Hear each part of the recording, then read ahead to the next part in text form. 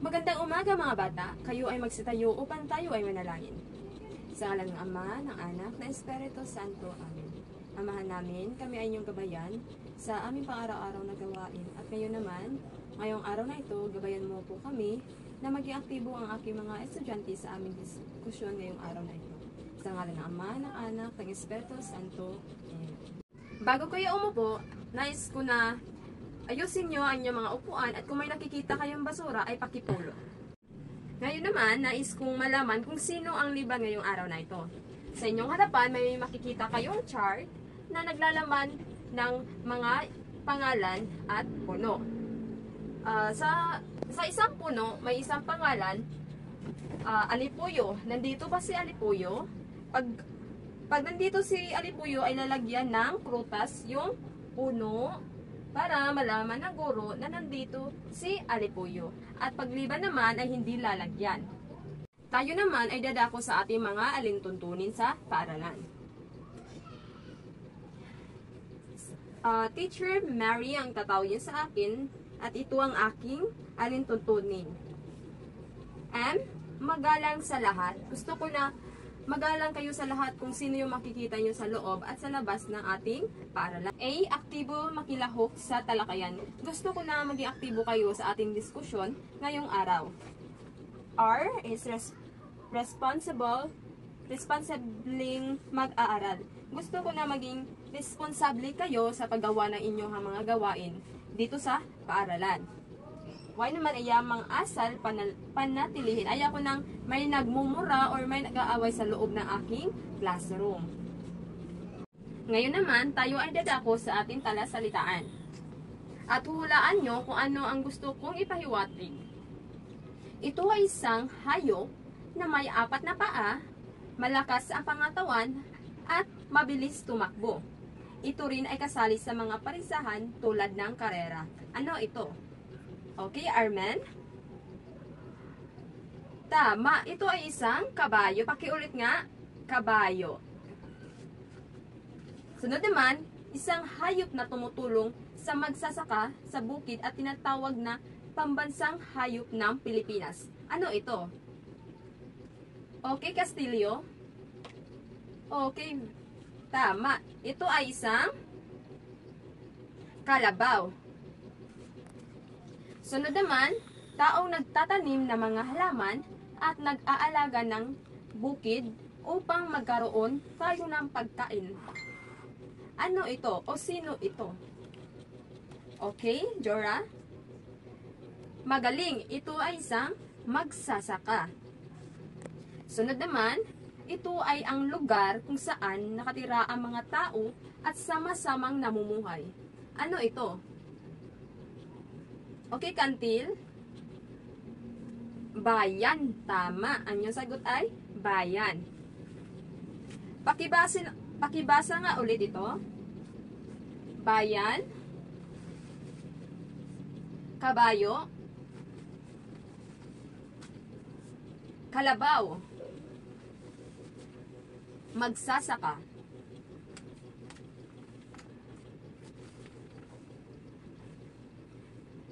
At babalikan natin ito pag nabasa na natin ang ating mga kwento. Tayo naman ay dadako sa ating pagbabalik-aral. Maaari nyo bang sabihin sa akin kung ano yung huli nating diskusyon o huli nating pinag-aralan? Okay, ang dito, maaari mo ba sabihin sa akin kung ano yung huli natin na pag-aralan?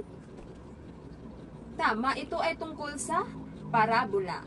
Maaari mo bang sabihin sa akin kung ano yung parabola? Magaling! Bago tayo dadako sa ating formal na diskusyon, tayo muna ay dadako sa ating layunin.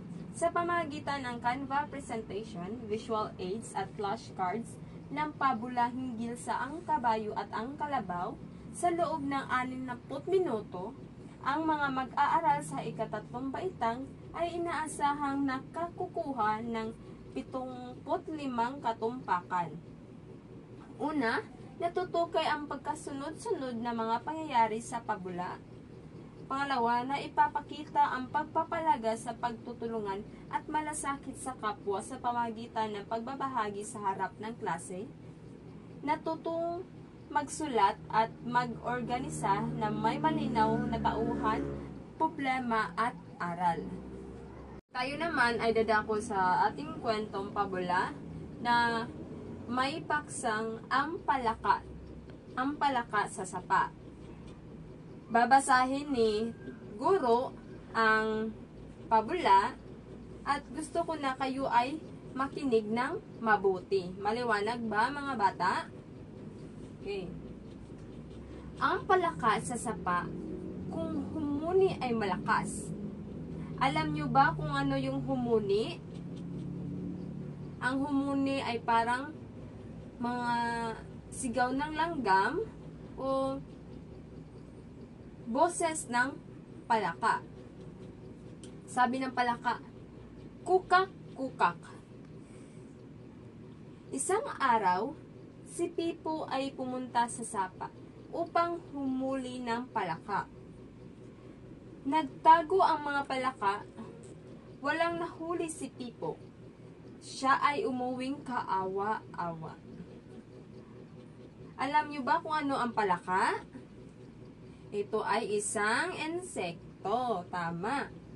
At alam nyo ba kung ano yung sapa? Ang sapa ay may tubig. Tama. Ngayon ating susuriin ang ating nabasang pabula. Sino-sino ang mga tauhan ng pabula? Okay, Aison. Tama. Ang tauhan ng pabula ay si Palaka at si Pipo. Saan magtatagpuan ang mga palaka? Okay, Chanel. Saan matatagpuan ang mga palaka? Sa sapa. Very good. Tama. Sino ang pumunta sa sapa? Sino ang pumunta sa sapa? Timisa? Si Pipo. Tama. May nahuli kaya si Pipo? Ang hilito? Walang nahuli si Pipo. Tama ka. At tumuwi si Pipong kaawa-awa. Ano ang tawag sa isang uri ng kwento na karaniwang mga hayop ang tauhan at kumikilos na parang tao?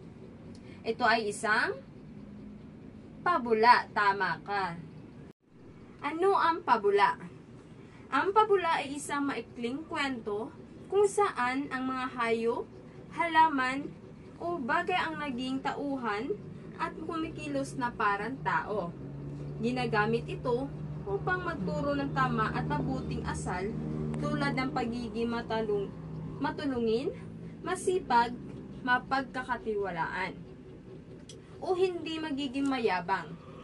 Sa pamagitan ng mga tauhang ito, natututo ang mga mambabasa o nakikinig ng mga aral sa buhay. Mayroon akong ibabahagi sa inyong kwento. Gusto ko na kayo ay makinig ng mabuti sa akin upang inyong maintindihan ang pabulang o ang kwento aking babasahin. Ito ay Kabayo at ang Kalabaw. Makinig ng mabuti sa akin. Naintindihan nyo ba, mga bata? Isang magsasaka ang nais manirahan sa ibang bayan.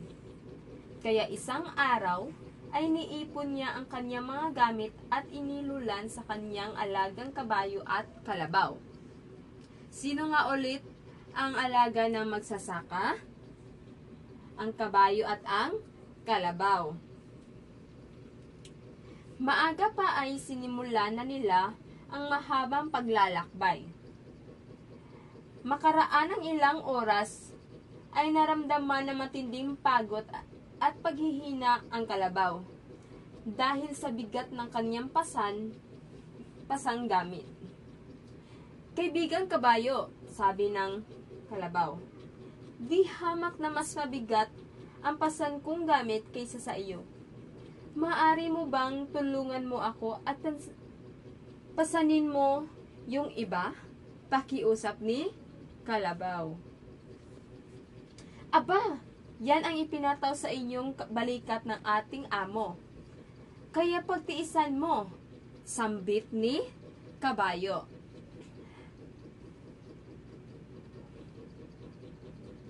Nalalo pang binilisan ang paglalakbay.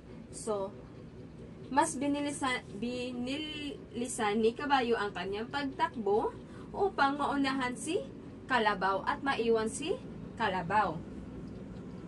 Parang awa mo na, tulungan mo ako. Di ko nakakayanin ang bigat ng dala ko. Nanghihina ako. Alam mo namang kailangan kong magpalamig sa ilog kapag ganito katindi ang init ng araw. Dahil madaling mag-init ang aking katawan. Pakiusap pa rin ng Kalabaw sa Kabayo. Bahala ka nga sa buhay mo, naiinis na sagot ng Kabayo. Makaraan pa ang isang oras, ay lalo tumindi ang init ng araw. Hindi nagtagal at ang Kalabaw ay iginipo ng bigat ng kanyang dala at siya ay pumanaw. Sino nga ulit ang pumanaw? Si Kalabaw, tama. Nang makita na magsasaka ang nangyari, ay kinuha niya ang lahat ng gamit na pasan ng Kalabaw at inilipat sa kabayo na bahagya namang makalakad dahil sa naging napakabigat ng kanyang mga dalahin. Kung tinulungan ko sana si kasamang Kalabaw, ay hindi naging ganito kabigat ang pasan ko ngayon. May pagsisising bulong ng kabayo sa kanyang sarili. Sino nga ulit yung nagsisi? Si Kabayo. Ang pabula naman ay may mga elemento. Ito ay tauhan, tagpuan, at banghay. Pakibasa nga ng tauhan, Armen. Ito ang mga karakter na gumaganap sa kwento. Sila ang nagbibigay buhay sa kwento at nagtuturo ng aral sa mambabasa. Pangalawa naman, tagpuan ang hilito. Maaari mo bang basahin? Tagpuan. Sa pabula ay ang lugar at panahon kung saan naganap ang kwento. Dito malalaman kung saan nakikita o nagaganap ang mga pangyayari sa kwento. Sunod naman ay banghay. Ang banghay sa pabula ay ang sunod-sunod na pangyayari o kilos ng mga tauhan sa kwento. Ito ang kwento mismo mula sa simula hanggang sa wakas. May tatlong bahagi naman ang banghay. Ito ay may simula, gitna, wakas, at aral. Ang tatlong bahagi ng banghay ay una, simula. Dito ipinakikilala ang tauhan, tagpuan, at suliranin. Ang gitna naman dito nagkakaroon ng problema o hamon ng tauhan at ipinapakita ang kanyang mga aksyon. Ang wakas, dito nalulutas ang problema at natatapos ang kwento, kadalasan may aral na natutunan. Panghuli naman, ito ang mahalagang leksyon o mensahe sa buhay sa itinuturo ng kwento. Nakatutulong rin ito sa mga mambabasa, lalo na sa mga bata na natuto ng mabuting asal o tamang pag-uugali. Ngayon naman ay dadako sa ating paglalapat. Ito ay tinatawag kung sa English ay helping hands graph. Babasahin ko muna ang panuto, makinig ng mabuti mga bata. Isulat sa isang colored paper na hugis kamay kung paano ako makakatulong o paano ka makakatulong sa bahay o sa paaralan. Bawat pangkat ng grupo ay pipili ng isang magprepresenta sa harap ng klase. Kayo ay bibilang ng 1 hanggang 3 upang gumawa kayo ng grupo. Meron ako ditong hugis kamay na inyong susulatan at mapipili kayo sa inyong grupo, pipili kayo ng isa o dalawang estudyante na magpresenta sa harapan. Okay? 1, 2, 3. Napakahusay ng bawat grupo sa pagpresenta ng kanilang mga gawain sa harapan. Sino-sino ba ang mga tauhan sa kwento? Armen? Tama. Ang tauhan sa kwento ay si Kalabaw, Kabayo at Magsasaka. Ano ang nangyari kay Kalabaw sa kwento? Siya ay pumanaw. Dahil bakit pumanaw si Kalabaw? Sa anong paraan o dahilan bakit siya pumanaw? Dahil sa matinding pagod. Ano ang mga elemento nito? Ano ba yung mga elemento ng kwento na aking ibinahagi sa inyo kanina? Ito ay nakakalimutan nyo na naman. Ito ay tauhan, tagpuan, at banghay. Sa banghay naman ay may tatlong bahagi ito. Simula, gitna, at wakas. Sa panghuli naman ng elemento, tayo ay may makukuhang aral. Kung ikaw si Kabayo, ano ang gagawin mo para hindi mahirapan si Kalabaw? Okay, Iris. Kung ikaw si Kabayo, anong gagawin mo upang hindi mahirapan si Kalabaw? Tama. Siya ay iyong tutulungan sa pagbasa ng mga mabigat na bagay o gamit. Anong aral ang nakuha sa kwento? Anong aral ang inyong nakuha sa kwento? Tama. Ang nakuha niyong aral sa kwento ay maging matulungin sa ating kapwa. Tayo naman ay dadako sa ating pagtataya. Gusto kong kumuha kayo ng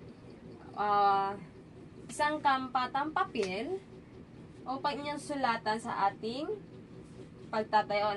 Babasahin ko muna ang panuto bago kayo sumagot. Bilugan ang tamang sagot at sagutin ang sumusunod na katanungan. Bilugan o isulat sa papel. Bibigyan ko kayo ng 5 minuto upang sagutan ang ating pagtataya. Tapos na kayo sagutan ng ating pagtataya, atin namang wawastuhan kung tama ba ang inyong mga sagot. Aison, maaari mo bang basahin ang unang? Sino ang dalawang pangunahing tauhan sa pabula? A. Pusa at aso. B. Kabayo at kalabaw. Or C. Si leon at kuneho. Sa ating nabasa pabula, sino ba ang ating tauhan? C. Kabayo at kalabaw. Tama. Pangalawa naman, maaari mo ba ang basahin, Chanel? Bakit napagod ng husto si Kalabaw? A. Dahil naglaro siya? Dahil nagpunta siya sa bukid? O dahil sa mabigat niyang pasan? Ano ang tamang sagot? Tama, ang tamang sagot ay C. Dahil sa mabigat niyang pasan. Tama. Pangatlo naman, ano ang ugaling ipinakita ni Kalabaw? Siya ay katamaran, kasipagan, o mapagbigay? Tama. Si Kalabaw ay katamaran ang kanyang pinapakita. Pang-apat, kung tumutulong sana si Kabayo mula sa